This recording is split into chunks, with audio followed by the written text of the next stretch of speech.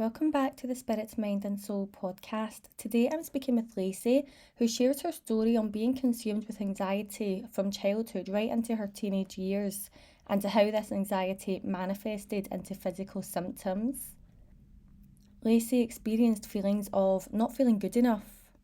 We also talk about the battle between the heart and the ego and how that causes anxiety, and about how anxiety is a side effect of a bigger conflict. However, Lacey did manage to overcome her anxiety and she shares lots of tips here on how she managed to do that. She's a great example of someone who found her purpose in her healing.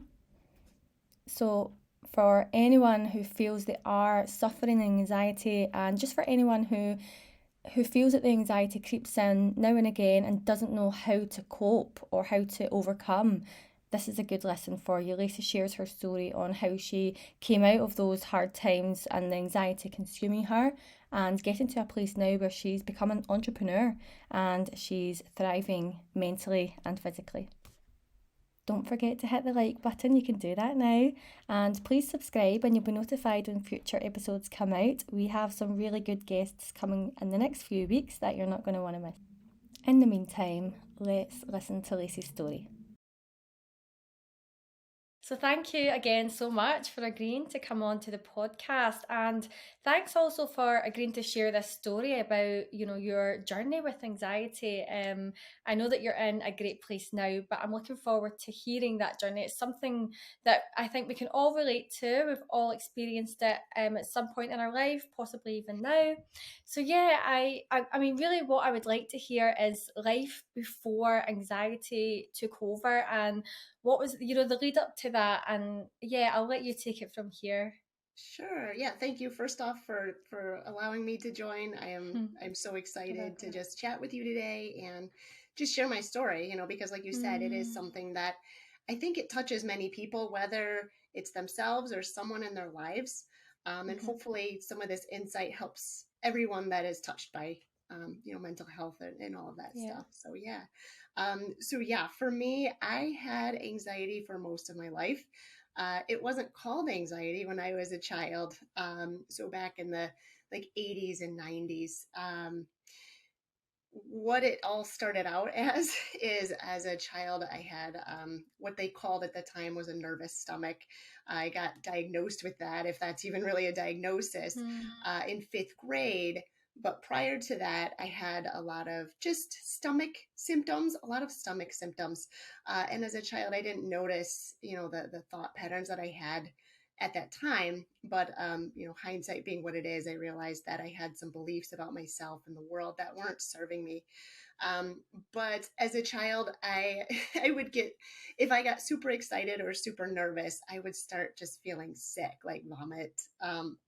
And sometimes I would, sometimes I wouldn't. I would just feel sick to my stomach often. And so that's hard to deal with just because like as a younger kid, you don't know like if you should be in the bathroom or how that all works out.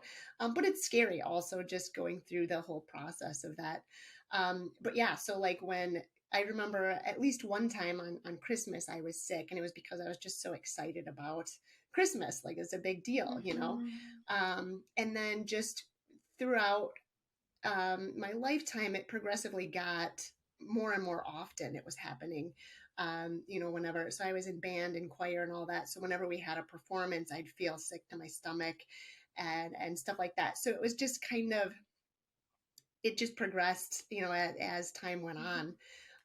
But also one thing that I found, like I said, hindsight being what it is, I realized that I had beliefs about myself and the world that weren't serving me. So basically between when you're born and like 8 years of age, your mind is just a sponge, right? You're just collecting everything from teachers, other students, schools, and parents, and just from everywhere. And you see all of the experiences of people. You see how things are spoken to you or around you, and you sponge all that in, right? And you form beliefs on about yourself based on these experiences.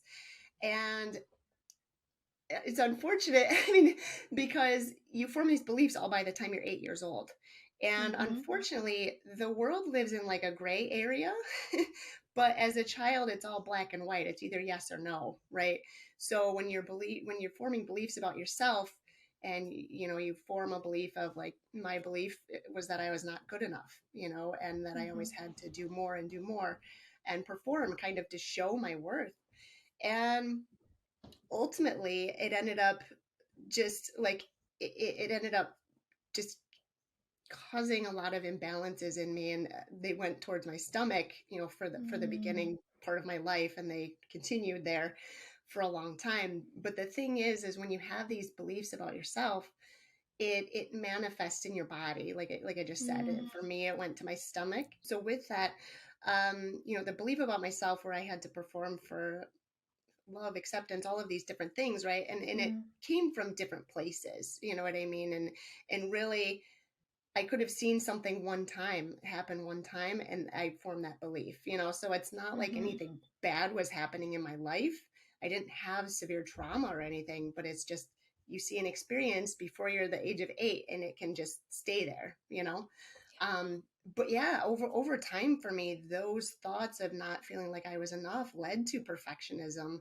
They led to people pleasing, right? And I used to be proud to be the person that, like, I just go with the flow. I'm not like, I don't ruffle feathers, and stuff like that. But really, that didn't serve me.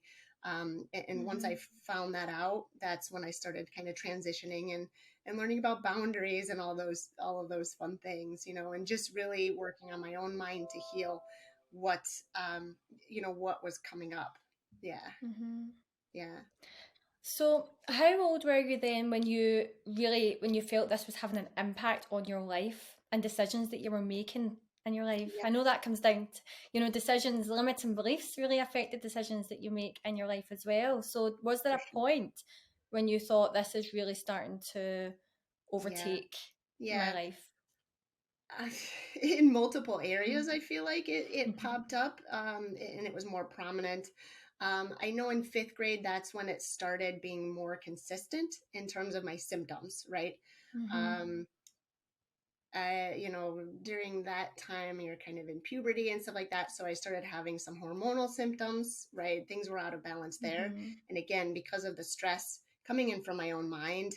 And not only that, but also I had stress coming in terms of like, air quality, water quality, those types of things around us are happening, and in food quality, right? Like, if you're not really Mm-hmm. feeding your body foods that are nourishing to you, Mm-hmm. it's hurting you, and it's manifesting as different things in your body.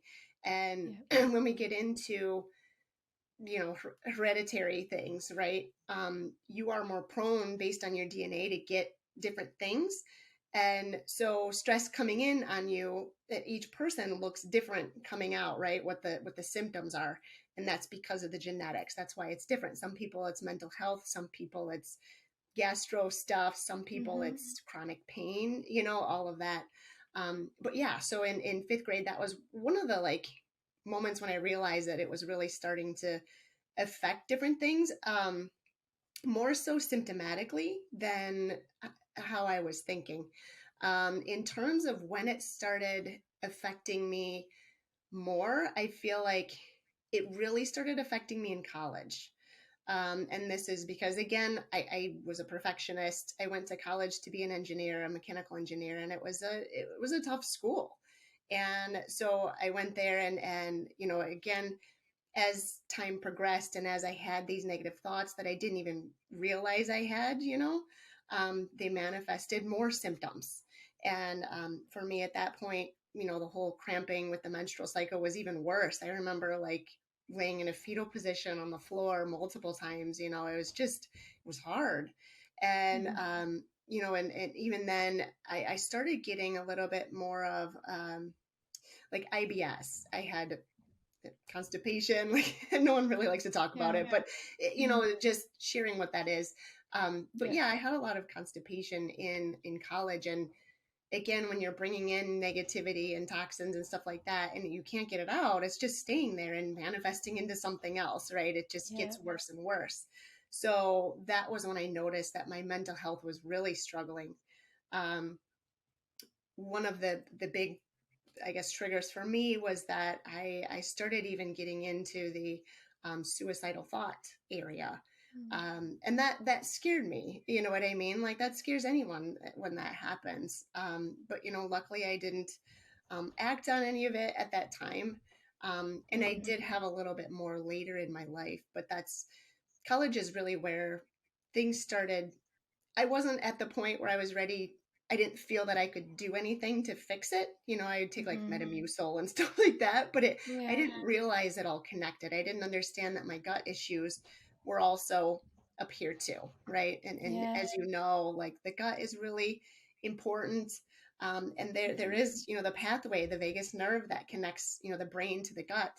And when those are out of balance, you Yeah. can get issues in both the mental health space and the gastro kind of space. Yeah. And you said that you'd been diagnosed when you were a child with was it gut? I mean, It was it was, gut issues? With just did they give you like a proper diagnosis for that? yeah, I mean, I don't, I remember it being my diagnosis, but I don't know if it was Hmm. like a legit one because they just said that I had a Okay. nervous stomach. But to me, Okay. I was like, okay, that's my problem. I just have a nervous Mm. stomach. But I didn't know how to. I wasn't given anything to like how to fix that. You know what Well, I I was mean? going to It's ask, did they give you medication or anything that I wonder if that affected you? They no, didn't. no. No. Okay. Yeah, All I right. remember in fifth. It must have been fifth grade. We went through a lot of different stuff to try to like make sure there wasn't anything bigger wrong with me, and Mhm. I remember having to do, I think it was like an upper GI, and that was horrible because you had to drink barium and it oof. I Mhm. don't recommend, although you gotta get things checked out, right? But Yeah. it was not the most fun as a fifth grader, but yeah, like they checked everything out and they didn't find anything, so I think that was when the diagnosis of just a nervous stomach came out. I think Mhm. if it were today and I was going through that, it would probably be diagnosed as anxiety. Yeah. So you never got diagnosed with anxiety, or was there ever a point when you thought, this is anxiety? Did you become aware of that word, of what that was? Yeah, I did. It was in my younger adult um, life, I guess. Mm. So I believe it was in my 20s. I was on my own. Well, not on my own, but I was married at that point, and I had started working at a mechanical. I was working in my Mhm. field in engineering, and I was like, "There's just something. Maybe there's something I can get from the doctor that'll help me feel better." And that's when I went, and then they said, you have generalized anxiety disorder, and Mm. and then that's, I did try, I think at that point that was when I did try SSRIs. And yeah, that's kind of where like the official diagnosis came in. Mhm. Yeah. So how did you find it was affecting your life and your work? What got you to that point where you thought, I need to go to the doctor and get help? Yeah. I kind of was sick of feeling how I felt, and I had heard of Mm. other people trying SSRIs, and what they said, they Mhm. said like it doesn't make you feel good, but it doesn't make you feel bad either. Like it kind of just Mhm. puts you in like a place of not much emotion, and I felt like I felt too Mm. much emotion. Um, Yeah. What is that? Is that some form of antidepressant? oh, SSRIs? Yeah, Mhm. yeah, it's Right. Okay. uh, Right. Okay. serotonin uptake inhibitor or something like that. I don't know. But Mhm. yeah, it's Right. basically Okay. it works with your I can't think of the word, but yeah, it keeps serotonin that you already have made Yeah. Mhm. in the Okay. receptors longer. Yeah. Yeah. Okay. And so you find that worked for you for a while then, Uh, and you a were. little bit like it worked as I was hoping it worked better. You know what I mean? I was Mhm. hoping. I still knew that I wanted more improvement though at that Mhm. point. I tried it for a while and Mhm. I was like, okay, it is what it is. I did end up getting off of them, and I don't remember. I might have been on them about a year or maybe two. Mhm. Um, but I got off of them because another part of our journey is me and my husband were trying to start a family, and I had our first miscarriage. So Mhm. I attributed it to the SSRI. I don't, now hindsight being what it was, I had a hormonal imbalance. So I don't think it was that, but at that time I didn't know what else it could have been. You know, I didn't understand all of the holistic ways now, Yeah. back then. But yeah, so I got off of them then, and you know I haven't been on them since. But we did have our, you know, we went through about a year and a half of miscarriages, which was heartbreaking, you know, and that was another point in my life where I thought about taking my own life because I was like, there's something wrong with me. And that's another thing that not a lot of people talk about, right? Like there's a lot of shame, I guess, involved when we start talking about these things, right? Because I know I naturally felt like there's something wrong with me, right? And I don't want to share that with the world. You know what I mean? Like, especially not at that time of my life. I'm like, I need to have this image of Yeah. everything's good, you know, and that, like, speaking of which, when it comes to, because I had high functioning anxiety, so I wasn't really the person that would be in bed, you know, like can't get out of bed. I was the person that showed up at work every day. I was always on my A game, you know, but at the end of the day, I was done. You know what I mean? Like there were days where it's like I'd push myself, push myself, push myself. And looking at that hindsight is like, that was not healthy for me. You know, it's just making me less healthy. And Yeah. again, just getting more buildup of toxins and Yeah. negativity and symptoms. And Yeah. you hit a brick wall eventually, which it Yes. sounds like what you did. And also, when you just going back to the medication you were taking, because you speak about there, you know, being a cure without a cause. Mm, And that's a lot of the work that I do as well. And it's so interesting that you bring limiting beliefs into this because there is a root cause. it And I is. do feel like we're always given something or you know a diagnosis or a pill or a solution for the symptom but never the you know, never getting to the root. But you did that. You kind of did that on your own journey. So do you Yeah. want to tell us a bit about that and how that journey began? Sure. Yeah. So I started I joined a company and it's called Juice Plus, and that is what just opened my doors to the holistic world. And Juice Plus, for anyone that doesn't know what it is, it's basically encapsulated fruits and veggies. And you know, at that time in my life, we had two kids. I mean, we still have them, but I was like, you know what, we all need to be on this. I joined the mission and I started sharing, you know, obviously with my family and friends and all of that. And just being with the community, they really opened my eyes to all of the holistic side of things. You know, I did have a limiting belief of if something isn't covered by my insurance, then I'm not going to do it. Because I was like, I don't want to spend money on that. Like now it sounds so silly to say, Yeah. but I think we get stuck in that, you know, or we think my doctor's going to keep me healthy, where we're really giving them power over us. Like we don't want to give anyone that power, where we need to bring that back in, empower ourselves. I'm sure, you know, you're Yeah. nodding your head. Yeah. We need to empower ourselves for our own health, our own mental health.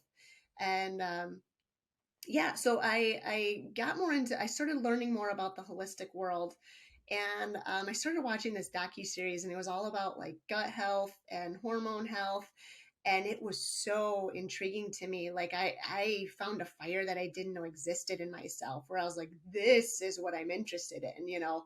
um, and I just kept learning and learning. And I realized, you know, after a point in time, I was like, you know, I really need to, I want to be the people that they did on this docu series. I want to be one of those people that knows all about gut health, that knows all about all of these things, right? And that's when I started jumping into this, the field that I'm in now. Um, but yeah, that was kind of the really the turning point. Was really the community that I had surrounded myself with. They were more open to the holistic things, and as I heard them talking, you know, it just started clicking and making more sense to me.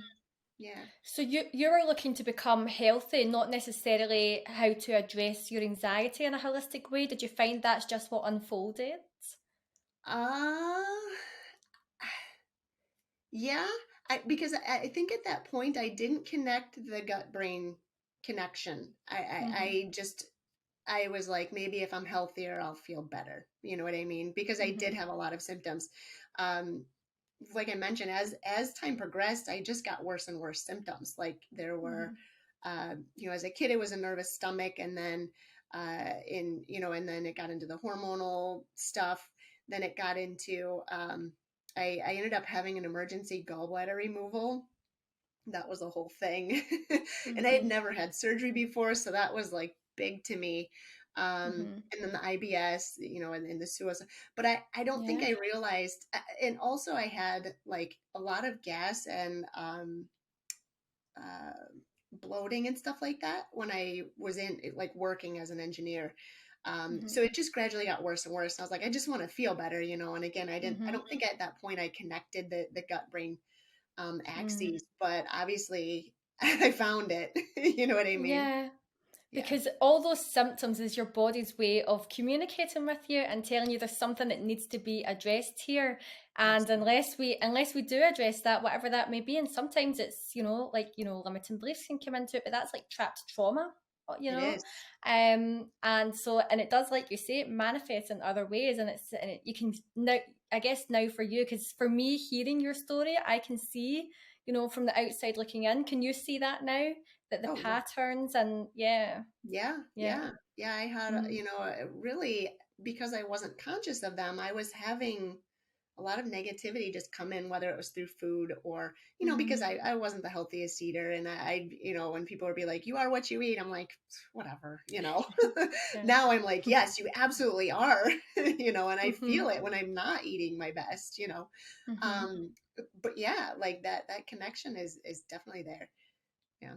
And so did you then leave the work that you were in to go and do this full time? Because this Yeah. is now you're an integrative health practitioner. Is that Yeah. your title now? Yeah.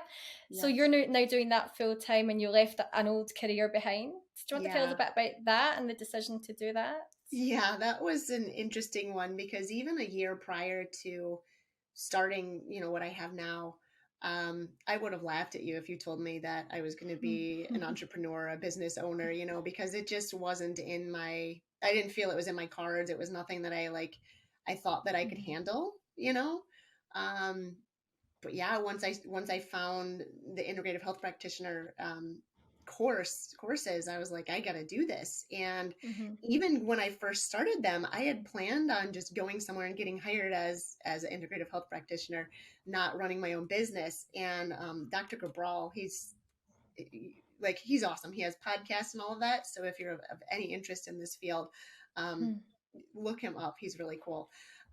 But through the course, he actually addressed the limiting beliefs, and that's when it started really making even more sense to me. More of the gut brain axes, and that beliefs really can manifest in your body. And like you said, it's basically Mhm. trauma, Mhm.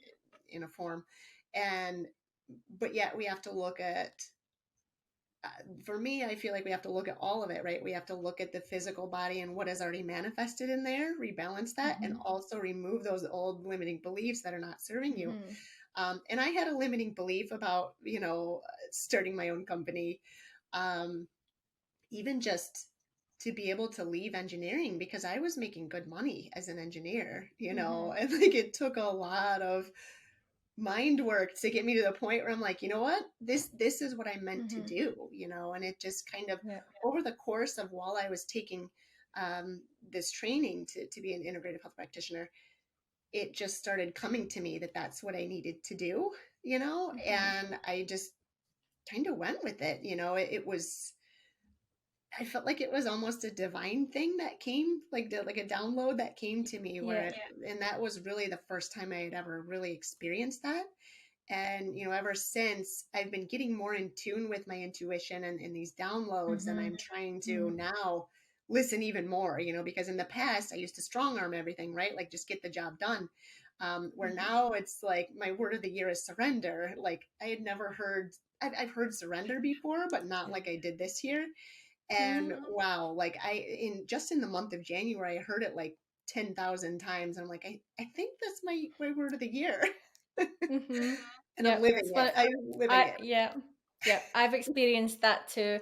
Surrender and trust, because if it's your intuition and you feel it's something that's for you, it's a Mhm. scary leap, but I feel you surrender and you trust, and from my experience, when you do that, it doesn't fail you. And I think as well with, if when you've got anxiety, a lot of that is conflict.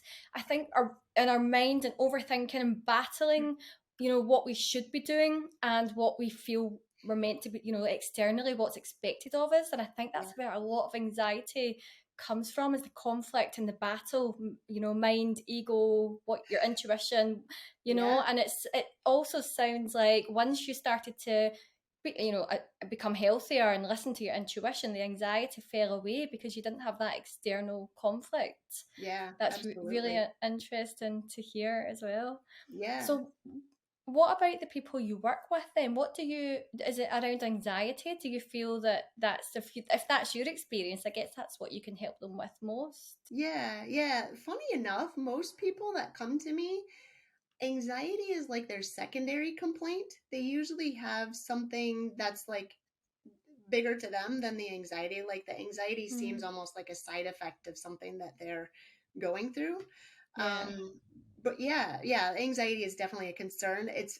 Funny enough, it's not their main concern though, which is like I don't understand that, but Yeah, it's I figure, interesting. yeah, Yeah, well, I guess because anxiety is the symptom, so I guess there will be a bigger conflict or true. area in their life, and then anxiety is the symptom of that. So that's so That's interesting that you say that's that. very true. And come to think of Mm. it, when I wanted to get healthier, I just wanted to get rid of my gut issues, not, obviously I wanted Mm-hmm. my brain to feel better because I had brain Yeah. fog and all that too, Mm-hmm.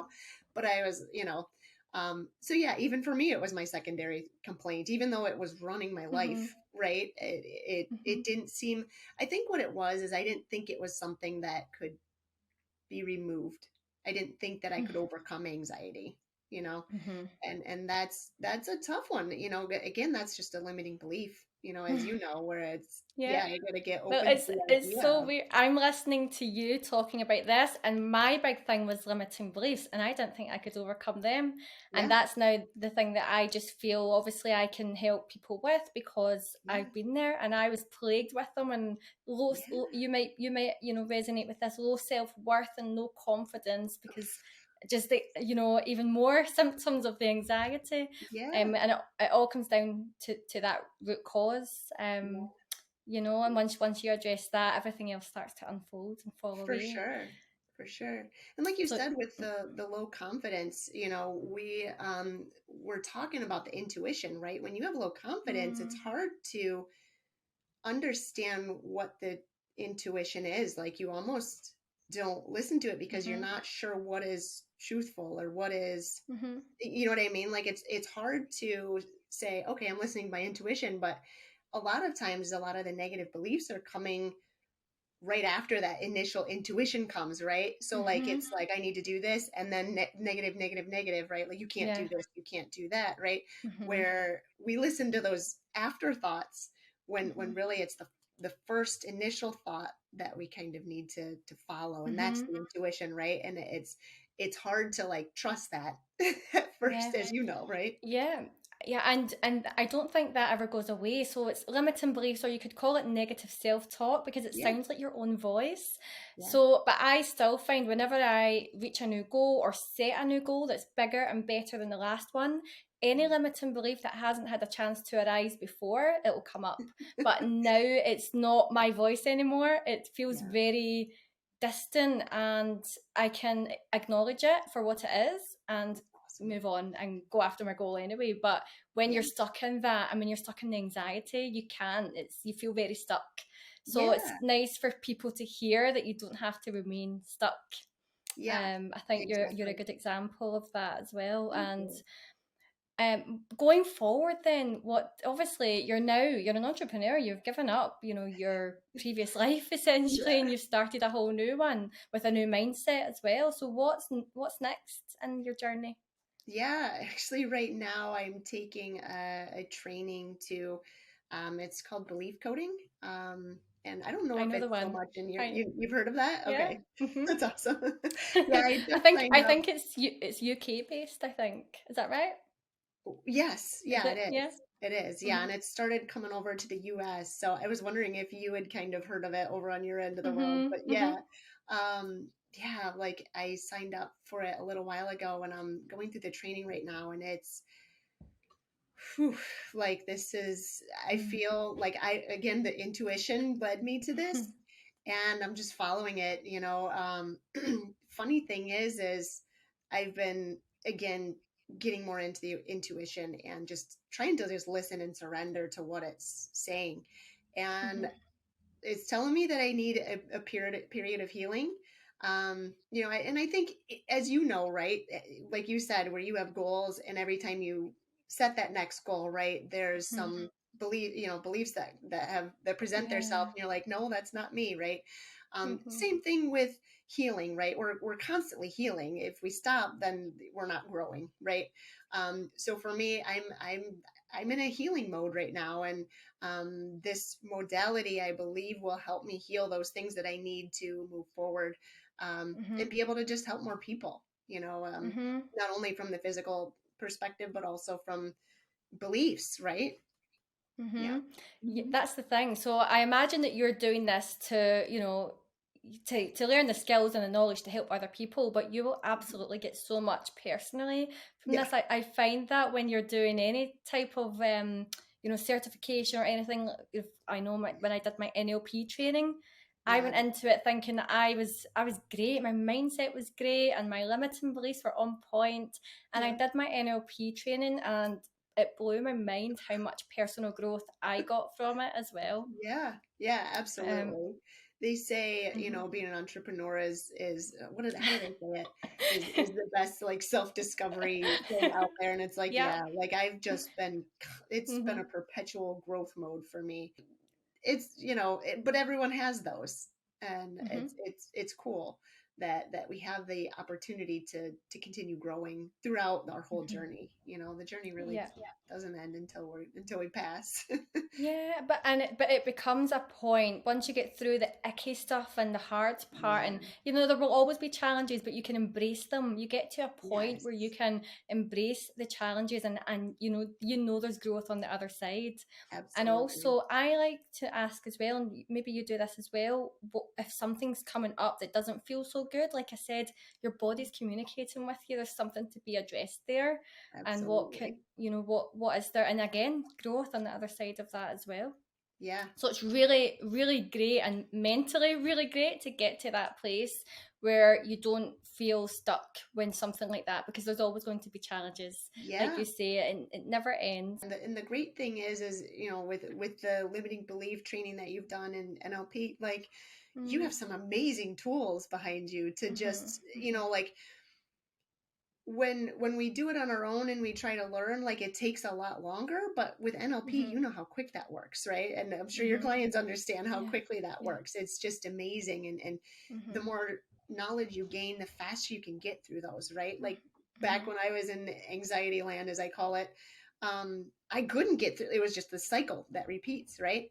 Once I Mm-hmm. finally learned, you know, I don't even know what one piece it was, but you know what I mean? Once I finally learned to get out of that cycle, it just comes easier and easier each time that I have a block, right? Mm-hmm. Yeah. Yeah.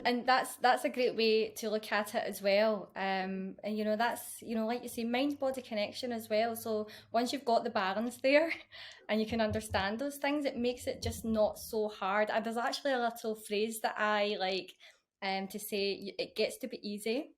Yeah. Sometimes, and whenever I catch myself thinking, "Oh my God, it's so hard," Yeah. I think no, you know what? It gets to be easy. I choose.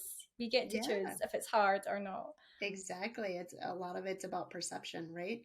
I Mhm. know when I was really in the midst of my anxiety healing journey, I remember being like, I kind of wish I could go back to not seeing what I see now, right? Because I felt like it was harder but easier at the same time. But that journey, oh my goodness, like once I got Mm. through it, it was weird. It was like a catch 22, where I was like, I wanted to just go back to how it used to be because it was less uncomfortable, I guess, to a degree. Mhm. But also I knew that, like, once I had seen these things that I had seen in terms of like how this all works, I Mhm. knew that I had to continue forward because I couldn't go back.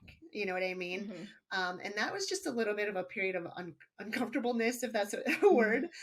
But once you break through that time, and really in the realm of things, that period of time isn't that long. It's just uncomfortable, right?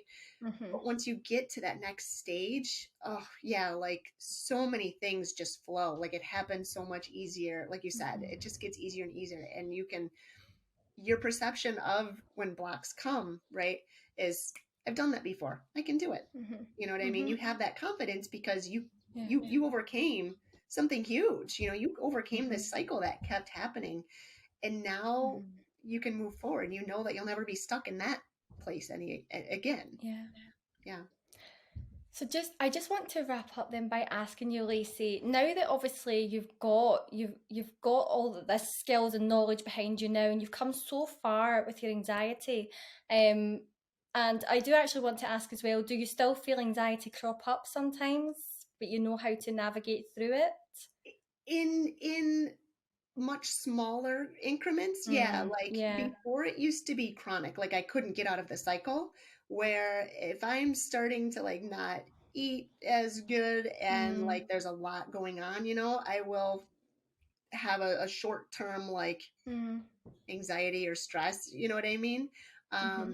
I think of anxiety as more of a chronic thing though, so I like to call it stress. Yeah. I don't know if that's a Yeah. limiting belief or whatever, but No, I you mean, know, yeah, yeah, because yeah, I don't feel I've ever really suffered with anxiety, but definitely I think it's just we can't escape it. It's just the environment, yeah, the world that we live in. It's part, I think we can all relate to it and anxiety in some way, but I feel whenever it comes up now, again, something to be addressed there. So if I ever feel a little bit of anxiety creeping in, I know that there's too much conflict going on in my yeah, mind with my gut or my intuition and what yeah. I feel I should be doing. And for me, that's what anxiety is. Okay, And I yeah. just wonder if you relate to that or if other people can maybe stop and think, maybe that's what it is that I need to, there's too much conflict in my mind. Yeah. Yeah, definitely conflict is it was a good way to Mm-hmm. describe it, where it's just like there's this Mm-hmm. inner conflict going on. And Mm-hmm. yeah, and then the great thing is that we have these amazing tools to put in place. Like, Yeah. okay, I've been here before and I Yeah. know how to get out of here quickly, so let's do this, you Mm-hmm. know. Even when I was really anxious, I even teetered on the depression side a little bit. Like when I would get super, Mm-hmm. super anxious, then I would somehow just Mm-hmm. plummet into depression, Yeah. and that was even harder for me to get out of because I felt like once I started noticing I was in the depression area, I had to start swimming like Mm-hmm. really fast to get out. Otherwise, the deeper I got, the harder it was to get out of that space, you know. Where now I haven't experienced depression again. But yeah, like a Mm-hmm. short term, like maybe 1 day, 2 days of like maybe anxious feelings, you know, Yeah. and just Yeah. thoughts a little bit. But again, like I just do the things, you know, that I need to do, and Mm-hmm. I'm out Mm-hmm. of that cycle. So yeah, Yeah. it's huge to have those tools. Mm-hmm.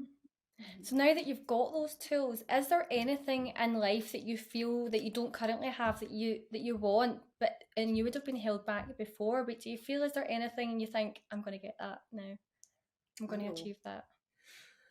um, yeah, I right now I'm at the point where I just want to help more people. I want to share the word that this is something that you know can be healed from an internal Mm. perspective. You know, just that it is mind and gut together, and it's the whole body. You know, that's integrative health, right? Right Yeah. there is the Yeah. whole body, the whole person, and yeah, it's Mm-hmm. that's I just want to help more people, you know. I want to Yeah. get out there just more and share that they're like really, to me, I see this as hopefully everyone sees it as this is giving hope, right? And empowering That's people to say, yes. yeah, That's yeah, the word for this podcast is hope. To that's give people awesome. hope, yeah, and I to love it. see you to see your journey as well and that you've come out the other side and like, that word hope, that whoever is still going through anxiety or depression or just Yeah, feeling in that place where they feel stuck, there's light at the end of the tunnel and hopefully we've just given them and you've just given them some tips and techniques to help them on their yeah. journey as well. Yes. And of course, I will leave details below on how to, for anyone that feels called to connect with you, to do so. Sure, thank you. And thank you so much. Like, just bringing me on, this is huge for me. You know what I mean? Oh. Like I said, I just want to share that there is so much hope out Mm. there, and Mm-hmm. I appreciate you giving me this avenue. So It was thank my you. pleasure. My pleasure, Lacey. Thank you for tuning in and listening to Lacey's story. I think there was so much value in there. I hope you agree. And if you do feel called to get in touch with Lacey or look into more of her story, I have left all details on how to get in touch with her in the description box below. If you haven't hit the like button yet, please do so. Every little helps this podcast grow. And remember to subscribe. There's some really great guests coming out soon that you're not going to want to miss. Thanks again for tuning in to the Spirit, Mind and Soul podcast.